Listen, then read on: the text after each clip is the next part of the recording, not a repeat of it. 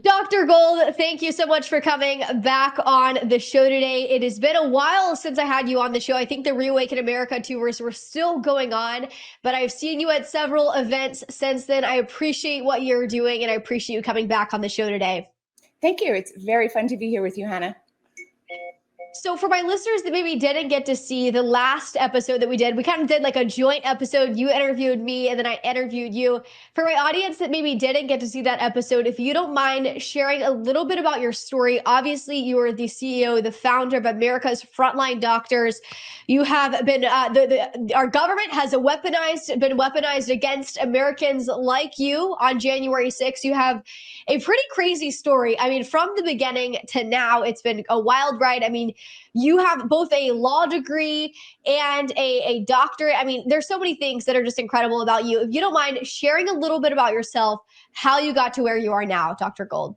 I love it. Thank you so much. Yes, I'm a little bit like you, just 10, 20, 30 years down the road. That's what I think. That's my prediction. So yes, I am a doctor and a lawyer, and that caused me to stand up loud and proud in 2020. There were a lot of lies going on about COVID, and the scariest of all was that we should give up our freedom because of a virus. This is not the way our country worked. Found, something I don't talk about so much in public, but our founding fathers were very familiar with pandemics. There were pandemics, throughout human history. They were well aware of them. There's a lot of writings that they've participated in that show that. So to have watched our country just give up a lot of our freedoms, our Bill of Rights freedoms, in the name of medical propaganda was really upsetting. So that's how I kind of became known to the world, which I was speaking out and blowing the whistle essentially on false government narratives through COVID. But we were never really primarily about COVID. We were about medical civil liberties, because if you can force people to do medical treatments against their will, what really can't you force them to do? And if you just spew medical propaganda on people and cause them to give up their freedoms, right, then we're in sorry shape as a nation. So that's my lane. That's what I do with my medical and law degree, is I stand up for people's medical civil liberties. In the beginning, it was COVID. More recently, we've turned our attention to the mutilation of children, what the other side calls gender-affirming care, which is incorrect. That is inappropriate words. It is medical mutilation of children's bodies. We fight that, and we also fight to make sure that physicians never lose their free speech again, which is a big battle, and we fight that in many jurisdictions. That's right. It's crazy. I mean, you mentioned the gender affirming care. I mean, just listening to that term, it's like if it was gender affirming care, the child would come to the doctor and the doctor would say, you know what? Yes, you're a boy. You've always been a boy. And nothing, no surgery, no chemical can change that. And same thing for a girl. That would be gender affirming care. But of course, they like to use the language to confuse us in our society. And like you said, it is medical mutilation. They are chemically castrating children. My generation, it's so sickening to see. But I want to talk about specifically going back to COVID-19. Really, I mean, this is completely, like you said, this has happened many times in history. This is not the first time the government has lied to us. I mean, you see the JFK files. This stuff has been talked about for decades. Since the beginning, we had people coming out talking about how this was a setup and exposing the corruption. And now all of a sudden, people are willing to acknowledge people like yourself that have been researching, that have been talking about this corruption for a very long time. I want to talk about COVID-19. Lay that out. I mean, for our listeners, going from COVID-19, going from 2020 with mask mandates, the lockdowns, obviously President Trump said, he was the father of the vaccine. That's something I completely disagree with President Trump on. What has been your reaction with President Trump's declarations, with his withdrawal from the World Health Organization, all of these things? Just comparing in 2020 to now, how are you seeing with President Trump's response to those things? You know what? Even though he was a very smart, successful business guy long before he got into politics, I do think that when COVID-19 came, he did not have experience in the medical space. And he, probably more importantly, didn't have experience with such evil duplicity around him in the medical space. So Fauci directly lied to him, Birx, Walensky, all of these people. I'm sorry, it wasn't Walensky then, it was Redfield. They really ill-advised him, and they absolutely lied to him. The FDA approved medications that they shouldn't have approved. There's a lot of lies going on. So it was absolutely a terrible idea to push these vaccines on the people. The one thing I want to remind people is Trump never, ever wanted mandates. He was never in favor of mandates. And that's really the most important thing. He was very clear about that. I wish he had disavowed himself from these shots, but that is what it is. Going forward, though, he could not be fooled in the medical space, and that's such a relief. The fact that he disengaged America from the WHO on his first day was one of the most encouraging things I've seen in my life. I've been fighting the WHO for as long as I've been in this fight, probably for 5 years now. They are run by the CCP, the Chinese Communist Party. There's too much there to go into, but Trump, knowing when he pulled us out of agreements with the WHO on his very first day, he signals loudly to the world that he gets exactly what the deal is. And that organization is really another way to bring down our national sovereignty. And he's having none of it, thank God. I'm very encouraged by Secretary Kennedy, having gotten through and is, Secretary of HHS. He is a very intelligent person with a ton of experience in the vaccine space, a ton of really important knowledge about how the FDA is kind of captured by big pharma interests. This is a man who knows that industry very, very well. And I expect there to be a lot of positive change. I think if I can advise people on anything, it's just to keep your eye on the freedom. People always will make bad choices. That's how it is. I mean, if you've got bad vaccines out there, that's very unfortunate. You've got bad medicines, bad decisions, etc. The main thing is that you're not forced to do anything that you don't believe in, right? That's the ball to keep your eye on. And I believe that we have, thank God, leaders in place now that are going to make sure that we can never again revisit what happened during COVID, which is when the government came very, very close to forcing everyone to take a shot. We came very close. I want to get your thoughts on, like you said, Secretary Kennedy, Robert F. Kennedy Jr., really forcing the FDA vaccine, one of the vaccine specialists, the experts, to resign or he would be fired. I want to get your thoughts on that. And then also one of the new FDA directors, Dr. Marty, who has some incredible things that he's had to say against these experimental vaccines on the American people, specifically the COVID-19 vaccine, and then also the chemical abortion pill, which we can get into later. But talk about that. The FDA vaccine leader, the expert that RFK has basically forced to resign or he would be fired. And then also the new FDA, one of the new FDA directors, Dr. Marty. Yes. Amazing. Couldn't be better news. Kennedy wrote in his book, The Real Anthony Fauci, he talked a lot about this concept of regulatory capture, a lot about how the executives at the FDA were captured or controlled by big pharma. You can see that because when they leave the FDA, they then take very substantial paychecks as executives in pharmaceutical companies. Hahn, under Trump, when he left the FDA, after leading the FDA, he actually went and became the CEO or the head guy on the money arm on Moderna, right? So this is the regulatory capture. This is when the people who work at the FDA know that a year after they left the FDA, they're going to go get a job for big pharma. The reason I'm bringing that up is because Kennedy has known of this for 20 years. He's an expert at this. He knows exactly which people in the FDA are the ones who are not guarding the public health, and he's not afraid to fire them. It couldn't be better. There's a balance, right? We would like to think that our government could continue to do good things. I'd like to live in a nation where the FDA does good things, like it does regulate safety of medications. I'm not a person who says you should throw it all up and say, we can't have it at all. I'd like to have an ethical, honest FDA, and I'm hoping that's where we can go. There have to be changes, right? They have to be told that they can't work for big pharma for a period of time. There have to be conflicts of interest that are looked at. So we're on a good trajectory. That's right. Yes, it's exciting wins, lots of exciting wins. A big contrast to the previous administration that was focusing on putting J6ers in prison, labeling them as domestic terrorists and pro-lifers in prison under the FACE Act, which of course was signed into law by Bill Clinton under the disguise that it was going to protect the pro-lifers in the pregnancy centers and the churches. But that's what they love to use through many pieces of their legislation. But I want to talk about the chemical abortion pill for a second. because this is something that Dr. Marty in the past has talked about getting rid of. Because not only is this killing an innocent life, obviously, but this also is posing a great risk to the women.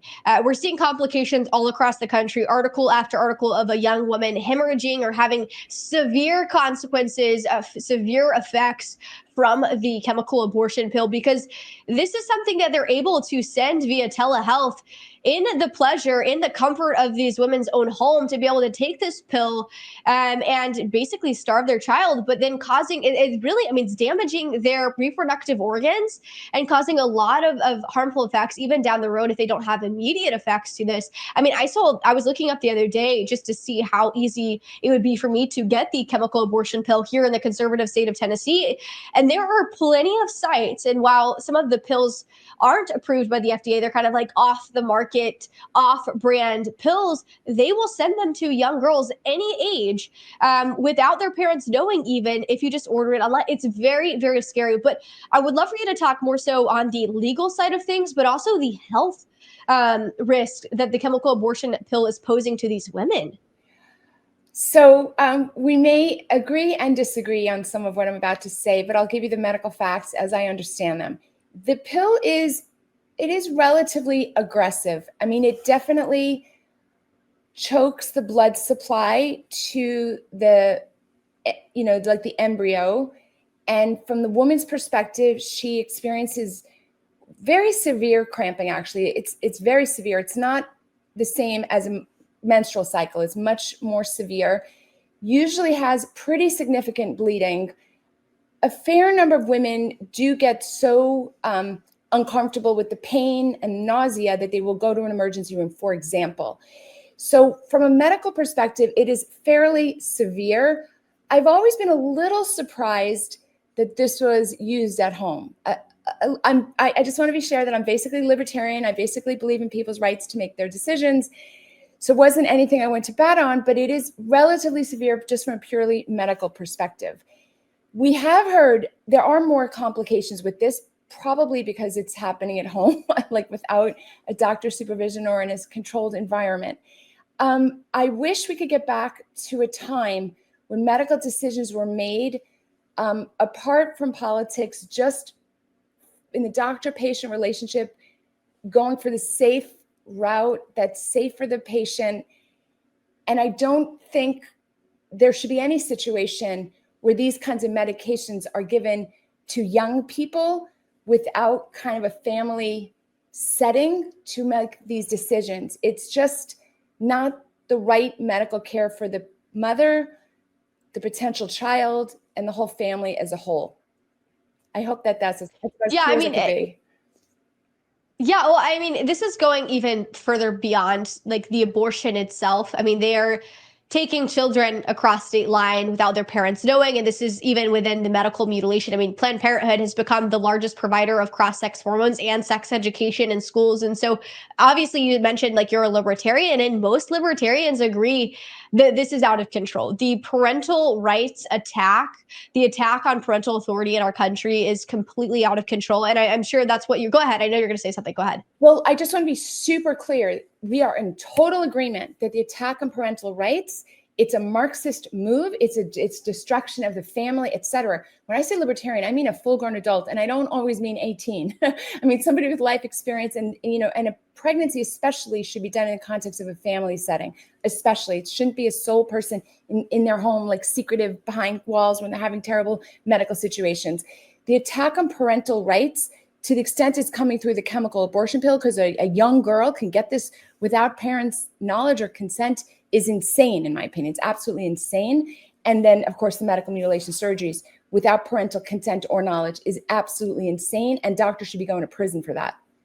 Yeah, no, absolutely. I mean, it's despicable what's happened in our country. And like you mentioned, this is a very Marxist, clear agenda that we've seen throughout history, where they completely remove the parental role in that child's life. And I mean, we're seeing this in Jeff Younger, Jeff Younger, his son's been taken away from him in the state of Texas, of all places, because he wouldn't transition his young boy into a female. It's absolutely disgusting. It's so sad for these young children their lives have been destroyed by gender ideology and these doctors and that are lying to them, frankly, lying to them, telling them, go ahead.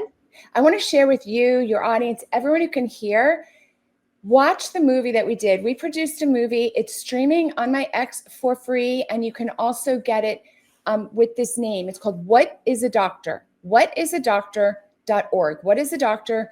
You are going to be blown away. It's all about the gender, as you say, the gender movement, okay? It's much darker and much more serious than people understand. So we put together a bunch of doctors and we talked all about it. We say it straight. We say exactly how it is, how we got to be here, what's behind it, who's profiting off of this. Whatisadoctor.org. It will answer all your questions about this issue. You must watch it. Yes, I agree. I actually was going to ask you about that, and I'm glad you brought that up because you guys really lay out there, I mean, how important it is that we pay attention to what's happening in this country. And like you mentioned, the doctor's role. I mean, you're a doctor yourself. You're also a lawyer, so you have both the legal component, the legal knowledge, and the doctoral knowledge and understanding how, on the health side of things, how this works and how this is not this is not what happens in a healthy civil society. You don't have to be a Republican or a conservative to understand that. I mean, like you mentioned, like you're a libertarian. I know some liberals that also agree with you on your stance and have watched your movie. They're waking up realizing that this is absolutely wrong and horrific what's happening in our country. But I want to talk about, you have a new book out called Selective Persecution. Correct me if I'm wrong. Selective Persecution. Talk about this book, why you wrote it, what is the book about, and what do you detail in the book? Yes, I wrote this book. It took more than 2 years to write. It is what happened to me when the United States federal government targeted me, I think, an ordinary American citizen. Well, maybe not so ordinary because I am a doctor and a lawyer and I did speak out against COVID. But the government weaponized a lot of government agencies against me. So I was speaking out against COVID in 2020, 2021, really for the last 4 years, 5 years. And I also was speaking at January 6th on this same issue. I always talk on medical issues. You haven't had me on your show talking about the election, for example. I'm always talking about medical freedom issues. I was invited to be a guest speaker on January 6th with a government issue permit to be on Capitol grounds. And of course, the day went completely unexpectedly, as everybody knows, that part's known. But then what happened to me when the government came after me for that? So of course I was peaceful, of course nonviolent, of course no destruction, etc., all those things. Nonetheless, I endured a violent FBI SWAT team raid with 20 armed officers breaking down my door with a battering ram, taking me off in handcuffs and shackles, perp walking me in front of the neighbors, throwing me in jail. I went to prison for more than 2 months. Congress came after me, the FBI, the DOJ. They threatened to take away my doctor license, my law license. What I've gone through has been astonishing, and it reads like a legal thriller. I wrote it because I want people to understand how much tyrannical rules we already have in our nation. And thank goodness we have a reprieve with the current administration. But what happened to me couldn't have happened without all the ordinary people along the way, all the cops, all the doctors, all the nurses, all the teachers, all these people along the way have already been instructed and are complying with a level of tyranny that was just unimaginable. I mean, for example, the FBI officers that arrested me in this very violent raid, I think they were horrified. I mean, when they broke in and they saw like what they were doing, I could see on their faces, at least some of them were shocked. So I wrote this book to teach everyone that the infrastructure for tyranny is really already here in America. At the same time, I don't want people to become too pessimistic. I just want them to become informed. And you can find it on Amazon, Selective Persecution. Yeah, I mean, you have partnered a lot with John Strand, and I've met him many times. We had him on the show, and his story, he was there with you, I believe, as like a security guard. Correct me if I'm wrong? No, that's correct. Okay, yeah, he was there with you as a security guard, and then same thing. I mean, he was sentenced to 6 years, and I believe he served, maybe no, he was sentenced to 3 years and served a year and a half, right? Yeah, it's actually crazy. So the second to last chapter of the book goes over this very crazy law. It's 18 USC 1512 C2. And this was a 20-year felony that the Biden Department of Justice weaponized against people like myself. They took this completely unrelated law, completely unrelated, having to do with witness tampering and shredding evidence, literally putting evidence in a shredder. And they said that people like me and people like John, people who are just walking in the Capitol, had something to do with this law. It was a complete lie. And in fact, it got turned around at the Supreme Court. So John was particularly hated because he refused to comply with any of these lies, and he was sentenced to 3 years. But he went and he served a full year. But the Supreme Court forced the corrupt Department of Justice to release him. So he was actually released at a year, and his story is one for all time. I'm hoping he runs for office, because this is a person who would not take a plea. He will tell you, if you've said it on the show, his inspiration was Shadrach, Meshach, and Abednego, and he's not going to bow to a false king. And it's remarkable. But if you want to understand part of what went wrong on January 6th, it's in the book. It's all laid out, and the evidence is overwhelming what the government is capable of doing against citizens. Man, yes, his story really is extremely profound. I mean, both of your stories, and it's one of thousands upon thousands that were there on January 6th. I mean, one of my personal friends, Sarah Maccabee, I'm sure you're familiar with her husband, Colton Maccabee. I mean, she lives like 40 minutes from me, and her husband taken away from her for the last 3 years and was sentenced to 3 more years in prison. And he was a sheriff here in Williamson County. And I think the most disheartening part of it is, obviously the government was weaponized against American citizens. We have corrupt FBI agents that went after these peaceful protesters, many of them that were not doing anything. They were literally just standing there, and have been weaponized against and taken away from their family members. But the most disheartening point about all of this, at least in my mind, is the amount of churches, the amount of law enforcement offices here in Tennessee that refuse to stand by these J6ers. Yeah. Even our conservative politicians. I mean, God love her, Marsha Blackburn, Senator Blackburn, and Bill Haggerty, they were very, very quiet here in the state of Tennessee about the January 6ers that were from Tennessee. That these people, they weren't just everyday average citizens. I mean, these were people that laid their life on the line every single day for Tennesseans, and our politicians refuse to talk about them. Yeah, how was that for you? I mean, what was that? I mean, just seeing that from your perspective, being in it. I mean, did you guys receive a lot of support? Were you just astounded by the lack of support from churches and community? Thank you so much for pointing that out. And you probably pointed that out and knew of it in real time. It was disgraceful how the conservative politicians and conservative leaders and church pastors were so quiet, overwhelmingly quiet. There were very few, very, very tiny number that would help in the very beginning. But even if I give grace for those people who didn't stand up in the very beginning, it was more than at least two and a half years until a fair number of people started speaking out. It's very offensive. And you're right. Your Senator Blackburn did not help. Frankly, Governor DeSantis didn't get into the fray. I knew a fair number of congressmen who did not help. How about a shout out to the ones who did? Congressman Matt Gaetz, who's been badly, kind of insulted a lot. He was very helpful. Congressman Clay Higgins was very helpful. Paul Gosar, not as well known a congressman, very helpful. I mean, there were congressmen who stood up, but it was very few. It was shameful, Hannah. It was shameful, and it was lonely, and people had their lives destroyed. I was in a better position than most in some sense because my career continued, but I faced the same hatred from the people around me and on the media and targeting and mocking and slander. But there were people who lost everything. They lost their homes, they lost their marriages, they lost their businesses, they lost their reputation. There's been about 5 people who've killed themselves not because of the mocking and the essential social torture that they endured from their neighbors and their local press. It's absolutely shameful. I don't know if you know this. We are working on wearej6.com for restitution for 2 things, for the individuals who suffered this, and so that we can have a correct historical narrative over what J6 actually was.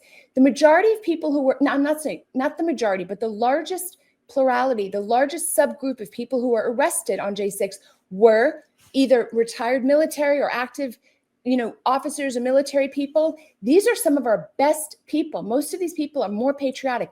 Many of these people had pocket constitutions on them, which was later submitted into evidence as evidence of their being a domestic terrorist.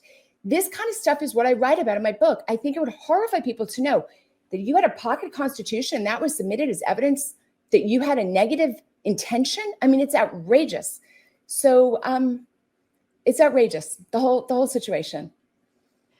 It's interesting. I had this young man on my show. He's like one of the Harry Sissons. I don't know if you know who Harry Sisson is, but the young person that gets on Twitter and makes all these tweets about how President Trump is a racist or a misogynist and all these statements and will call J6ers insurrectionists. I love Ivan Raiklin. He says, it's the Fed's insurrection. Obviously, it was a setup.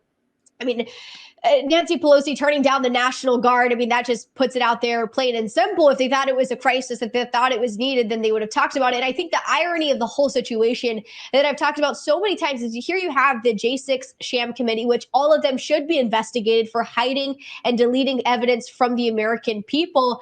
But where are the George Floyd riot committees? Where are the Tesla rioting committees? Like, it's because they don't care about the truth. They do not care about the truth. And I'm not talking just about the Democrats. You've got Liz Cheney. You've got several of these Republicans that joined the J6 sham committee to go after these American citizens. So this is as General Flynn and many of the Reawaken Tour individuals call, this is the uniparty that we're fighting against. This is the globalist oligarchs that have a very clear agenda. But I want to get your thoughts on this because I'm sure you've heard many of the FBI whistleblowers come out and talk about their experience being on the other side, being told and demanded that they have to go after you guys. And I had Steve Friend on before the 2024 election. He's the FBI whistleblower. And he had told me, he said, Hannah, I was put on a task force to go after pedophiles, to go after people that were caught with child pornography, some of the most egregious type of content.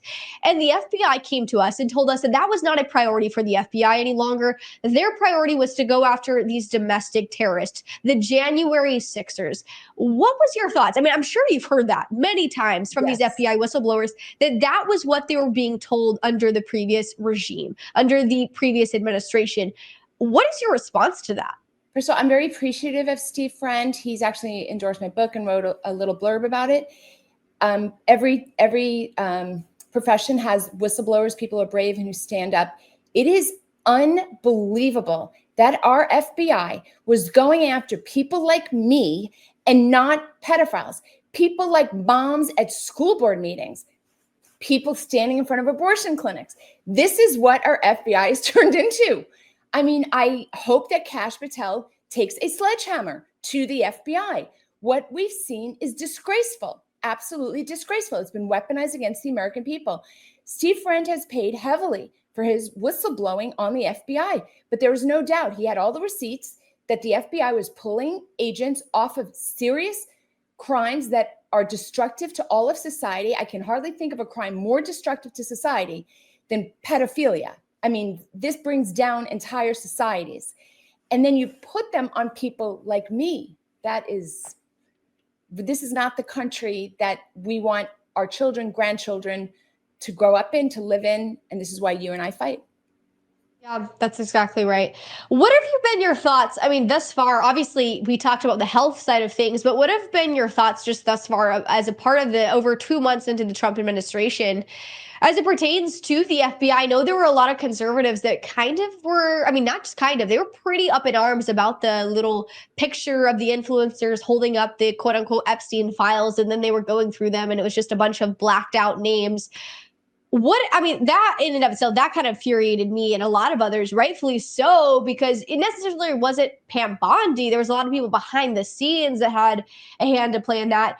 But for me, I think it's great that we have all this information about the JFK files, but we need to see real accountability being held. Like, these people need to be put behind bars. This is treason. They have committed treason against the American people. So I'm curious your thoughts on that. Obviously, they're not perfect. Trump, I am so excited for the things that they're doing, but there's still so much work to do. And I'm curious your thoughts on everything, the good, the bad, the amazing, and the ugly. Okay, so Trump has a huge advantage that he was president in the past. He was mercilessly targeted from 2015 for the next 10 years. And when he went into office earlier this year, it's with eyes wide open. When you take someone like Pam Bondi and Kash Patel, as fierce as they were before they got in the administration, they haven't had the experience of managing the duplicity that is surely within their entire departments. And it's a little bit unusual for people to come in with a sledgehammer, right? You go into a work environment, you try to get along with people, you try to figure out who's who and what's what. And I wish they would, take a page from the Donald Trump, sledgehammer chapter, like he's been there, done that. He knows you can't trust him. And for Pam Bondi, I'm hoping that she, doesn't let people in her department derail her from what has to happen. And honestly, the same is true for Kash Patel. When they don't release the documents, I wish that Kash Patel would fly up to the Southeastern District of New York and fly up and stand there until they hand him what he wants. Like, I wish he would do that. Let's have a photo up for that. Let's have cameras on that. You're not going to hand the director of the FBI the papers that he's asking for? Let's see it. So I'm hoping it's due to inexperience, but that they learn extremely quickly. Trump had 4 years, and in my opinion, he was bamboozled in the public health space, right? He was bamboozled by Fauci and public health, but he can't be bamboozled anymore. I'm a little afraid that people who've never been in DC before can get their hands tied because they're dealing with a very corrupt infrastructure. That's honestly what my book is about, is the corrupt infrastructure. It's very hard to lead in that environment. So I do want to give them grace, Hannah, but you know what? They only have a very short time to get it together. So sledgehammer, bring a sledgehammer. I love what Elon Musk is doing, right? He's scaring them to death. He's scaring them to death that he's ripping up their paychecks.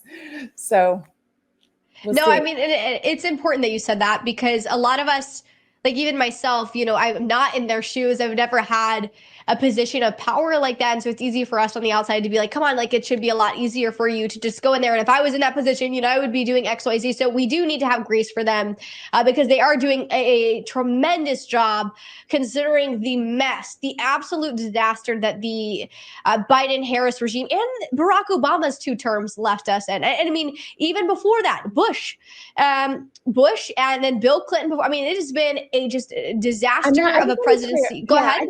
I just want to say, like, I'm not excusing them. I'm sort of explaining that it's really, really difficult to go into a multi-billion-dollar business, which is essentially what any of, the DOJ is or the FBI is, and then say, who can I trust? Who can lead? Who's going to carry out my orders? It's really hard. Like, you don't really have the option of firing everybody. So what do you do? So I do think it takes time, and it's really, really frustrating, only because we know they have limited time. So my hope is that they learn very, very quickly on the job. That's right. Moving a little bit to a different subject that I know fires up a lot of people is the topic of the medications, pharmaceuticals that they're prescribing young people. And I see this every single day, whether that be birth control. So many young girls in my life, they're not sexually active. They're not married. They don't need a birth control to prevent them from having a pregnancy. It's that they have acne or they have headaches or something hormonally off. And these doctors are saying, well, this is the one size fits all pill. You're going to take the birth control. Or here I know so many young people that are in schools 7 hours a day and they struggle with ADHD, they struggle with depression maybe. And the answer from the pharmaceutical industries is to give them a pill, or if they're overweight, to take Ozempic.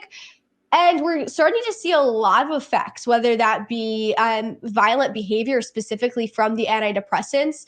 I saw someone did a study recently on some of the major mass shootings. Almost every single one of them were on an antidepressant. Some people say that's controversial. That is just the facts in front of us that we have. So this is a problem. And I'm curious your thoughts, because you're a doctor, you're seeing this, you're looking at the stats.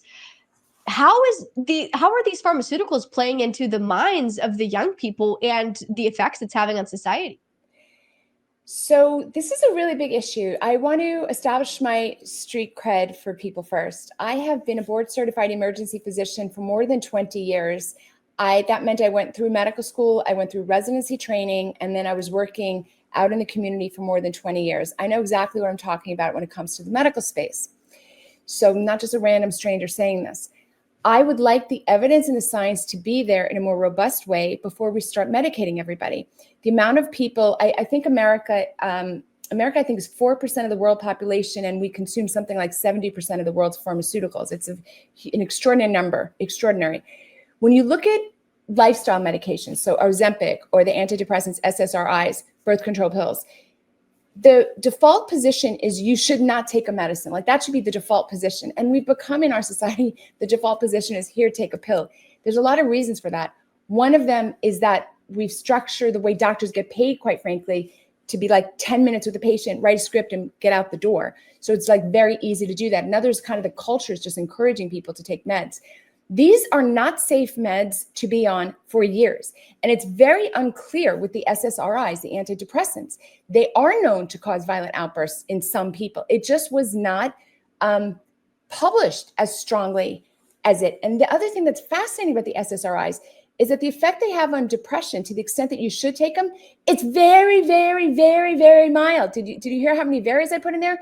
It's pretty much akin to a 30-minute walk every day in terms of clearing your mind. I mean, that's the mild positive medicinal value it has. And then on the other side, what are the side effects? What are the long-term effects of Ozempic? So the business I started, goldcare.com, we talk about these things. We lay out the risks, the benefits, and informed consent. And the medical town hall we did on Ozempic was really popular for that reason. People want to know what the truth is. We give you the truth. We tell you exactly what the deal is. Like, is this safe? Does it work? Is it safe? Should I be on it? Can I ever get off it if I was on it? And all of those things. Same thing with birth control pills. I've actually seen studies in the last few years that I never saw early in my career, that there are subtle differences in a woman's personality from being on the pill. It's actually quite fascinating. And there's a deep philosophical argument to be made that if a woman is on a pill, the birth control pill, hormonal changes in her, she meets her mate, she gets married, they want to get pregnant, she goes off the pill. There's evidence to suggest that her sexual attraction to her husband is diminished. That, in other words, her sexual attraction, all those things are influenced by being on these hormonal pills. These are things that were not disclosed or maybe even researched at the outset that take years and years to discern. So the default position for all of these reasons should not be to take artificial medications. It's to look for a natural solution for the problems, especially if you're young and otherwise healthy. We live in a stressful society. There's no doubt that living in America, as wonderful as it is highly stressful. Most people have very fractured family and friend relationships. This is mandatory to mental well-being, is having solid relationships, solid communities. I just want to share a well thought out physician's observation that we are medicalizing away normal human symptoms that should not be treated with artificial pharmaceuticals. There are side effects that are serious. Yes. It's really sad. I mean, I just looking at all of these medications, just a generation. And I mean, you look, I mean, the vaccines, the medications, it's just a whole slew of different, it's like this pharmaceutical cocktail of chemicals that these young people are being put on at such a young age. And then, having all these symptoms. I mean, my dad was telling me a little bit about the antidepressant, specifically Prozac. He was put on Prozac at a very young age. I think it was probably 7, 8, or 9. And he said, he wasn't exactly acting on violent behavior, but he had a lot of violent thoughts that he had never thought about in his life after being on this pill for a few months. And he wasn't on it for a very long time, but it was just the crazy, wild things that were just floating in his head. And I've heard this from so many different people that have children and have experienced the same things. And you mentioned, this isn't a one size fits all. These medications aren't a one size fits all. And I'm not 100% against pharmaceuticals. I think there are some that can be helpful and beneficial, but I think it is always best, especially as a young person, to go for the more natural route. There's so many ways to, prevent it and to to aid a lot of these things that young girls are struggling with, like acne or hormonal imbalances, like a good diet and exercising well and staying off screens. I mean, there are just a slew of different things that could be easily researched. Just a quick research study online to look up a few things that maybe might help the symptoms, because at the end of the day, this is just putting a band-aid on a root issue, on a deeper issue that needs to be addressed. And I appreciate what you're doing. Talk about Gold Care, America's Frontline Doctors. I was actually curious while you were talking, are those two different companies that you have? Yeah. What are the differences between Gold Care Yes. and America's Frontline Doctors? America's Frontline Doctors was a nonprofit that a lot of independent doctors came together to start in 2020 to combat the misinformation, and we continue to do that. So we fight for the public. So we do a lot of medical civil liberties work. We support different cases that go before various courts. Currently, we're concentrating mostly on the medical mutilation of children and on physician-free speech. So that is a nonprofit for public welfare, for the public good. And then Gold Care is a privately owned business that also many independent doctors work with me on to provide the medical freedom platform for people who want independent doctors who are not bought and paid for by anybody else. So that's where you find doctors who are not incentivized to give you an answer one way or another. They don't work for anybody but you. And we have tons and tons of information. So any subject you can think of, bird flu, monkeypox, Ozempic, alternative cancer treatments, SSRIs. We're going to be doing that one, SSRIs in young people. We'll be doing that in a couple of months. I have to make sure to tell you. But we do all of these medical town halls, and we have all of this information to give people. We actually want people to see doctors less often, right? We want you just to be armed with good information and not to necessarily over medicalize your situations. However, sometimes you do need a doctor, right? Sometimes you would like to get your hands on the meds that work during COVID, the hydroxychloroquine or the ivermectin, or maybe you have cancer or a kind of cancer condition and you want to know if alternative medicines work and you want to consult with a doctor. So we do two things. We do education and we have independent-minded doctors. I welcome everybody. It's very inexpensive because we want everyone to come. It's $10 a month, goldcare.com. That's where you can find all the straight information with no gimmicks, goldcare.com. Honestly, I hope you check it out, Hannah. You'll be like, wow, that's so cool. And honestly, young people, I assume you have a lot of young people that listen to your show. Young people, we want you to come especially because, first of all, we don't want you propagandized. And also, you don't really have medical problems and you might just have questions. You might be like, what's this or what's that? Like, what are SSRIs? And my doctor said I should be on an antidepressant and they said Prozac. And like, what does that mean? And like, or even like what you were saying, like, should I be on the birth control pill? A girl might have a question. Like, we are the place to come with questions and you get unbiased answers. So especially young people, goldcare.com. That's so good.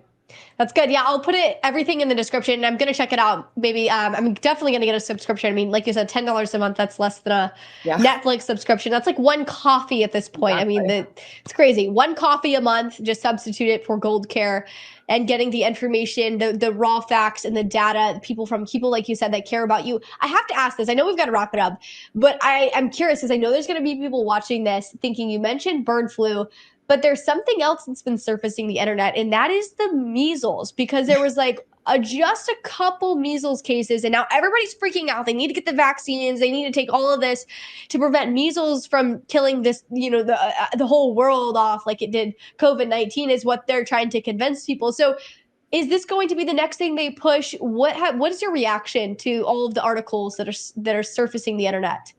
Okay, so I don't know when this video is going to hit the air, but it couldn't be better timing your question.